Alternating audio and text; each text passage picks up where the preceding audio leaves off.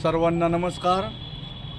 तिफन त्रैमासिक भाषा संस्कृती संशोधन परिषदेची यावर्षी भगवानगड मेहगाव येथे 7वे राज्यस्तरीय कवी संमेलन तथा काव्य महोत्सव होत असून या निमित्ताने आमचे ज्येष्ठ मार्गदर्शक तिफनकार डॉक्टर शिवाजी उसे सर यांनी जी तिफन चळवळ माझ्या कन्नडच्या भूमीमध्ये रुजवली त्या अनुषंगाने आम्ही कन्नडचे नवीन कवी लेखक लिहिते झालो।